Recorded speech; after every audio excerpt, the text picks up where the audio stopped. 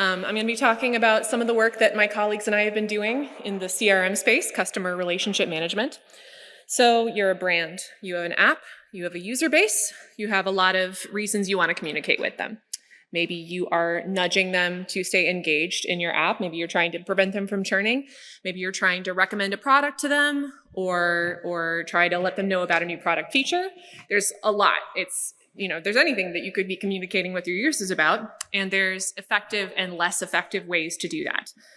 So because this feature space is so wide, it would be really intractable to try to personalize all of it all the time. So people tend to fall back on just running an A/B test on a specific message and then deploying it broadly. But we think that doing that is probably a not smart idea. We don't want to be assuming homogeneity in something as variable as a large group of humans. And I think I'm preaching to the choir to try to sell personalization to a recommender systems audience, but if you'll just bear with me, a lot of you have probably heard the story of the statistician who put 1 foot in a bucket of ice water and then 1 foot in a bucket of boiling water. And then when asked to report on how he was feeling, he said his average foot felt fine. So this is the moral of the story being that like an aggregate value can be misleading depending on the distribution of what you're talking about. But the worst case scenario is that it can be like actively harmful. So when you're running an A/B test like that, you might find this middle way that doesn't really appeal optimally to anyone in your audience. And if you think about all of the different dimensions that go into creating a message, this problem becomes compounded many, many times. So a message can have different targets as far as business use cases. So your users have different parts of the user journey that they're on. Maybe you have some users you'd like to have transact for the first time. Maybe you would have some users you want to upgrade their account. And maybe they're new, maybe they're old. This doesn't even take into account the many different elements of copy that can go into a message. So an element of a message, could have like a different value proposition, a different incentive, a different tone, a different call to action. We've really made a multifactorial problem trying to optimize all of this. And generally, this is where a CRM manager will throw up their hands and say, do an A/B test, maybe do a segment of the population. We'll let the cards fall where they may. But we don't think it has to be this way, of course. So we would like to suggest the idea of an agentic infrastructure to solve the problem of within user optimization. So the idea is that human CRM operators will deputize a specific agent per user to select and execute messaging actions for one user to assemble a message at go time as a function of what they know about the user's preferences historically.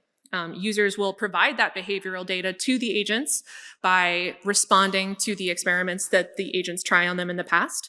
And then the agents will update their understanding of the user's preferences while also balancing exploration to maintain some attention to the dynamics of a user's preference.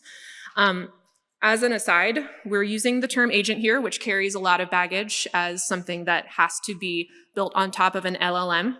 We would like to suggest a broader but also more accurate definition of an agent as something that is just an autonomous, intelligent decider and executor. So more formally, we see an agent as an assembly of decision-making modules operating at the level of the individual user across multiple dimensions of user experience and adapting over time in response to evolving user preferences. So how do they do it? So in order to look at just the specific message, right, let's start down with just one message that one user got on Tuesday that had a lot of different elements to it. It had a value proposition of convenience as opposed to a value proposition of luxury. It had a tone of urgency as opposed to a tone of humor.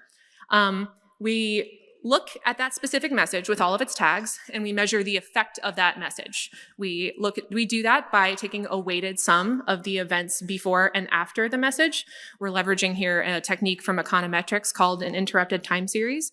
We weight these events based on how relevant they are to the revenue event that we're trying to drive, as well as how proximal the events are in time. So we have an exponential decay on how much the event is weighted either before or after the treatment. So what we have now is the agent has two sort of scores, two kinds of signals, the after treatment and then the steady state before. And we can look at that as one observation in an experiment about one of those components. So I said before, this is a value proposition of convenience, for instance. We can look in the user's history at all the times the agent has tried a message with a convenience value proposition, and then we can aggregate over all of those before and after signals. And what we've got now is something that we can use to define a posterior distribution for specifically the action set of different value propositions that we've tried. And we can use them to select which value proposition we're going to try next time. So say we've tried this value proposition of convenience on the user. We'll say this is the little red. I don't know if you can see my cursor. You can't. So let's say the little red envelope on the left is the value proposition of convenience. We'll say that the yellow envelope far at the right is the value proposition of luxury. There's sort of two parameters that we're inputting here to create this distribution. We've got the kind of general treatment effect, the ratio of post to pre, and that maps to the mean of the distribution that we've got. And that sort of in anthropomorphic terms corresponds to the agent's like expectation of the user's preference. And then depending on how many messages we've deployed, how much signal we have aggregated for that particular action, we can manipulate the variance of this distribution. So we've tried a lot, We've tried a lot of different convenience value propositions in the past, this red envelope, and that's a much more narrow distribution. So the agent in anthropomorphic terms is a lot more confident in its assessment, in its beliefs. So I'll go back one more time. Basically, the last element here is that, as I said, there are a lot of different elements that go into the creation of a message. So we just talked about value proposition, but there's also the tone, the greeting, to say nothing of the things outside of copy, like the timing and the channel. So each of those is their own modular Thompson sampling routine. We do a beta draw. We select the winning, or the agent selects the winning action from within that set, and then at go time recombines all of them to create a new experiment to run on the user to get more information. So the question is, obviously, does this work? So we tried it with one of our larger clients who are a multi-region, multi-vertical, multi-service app. It's very large. They had a couple of different use cases. They had some transaction-based use cases as well as some account upgrade-based use cases. And we compared it to their legacy CRM model, which is just an iteratively optimized rule-based system.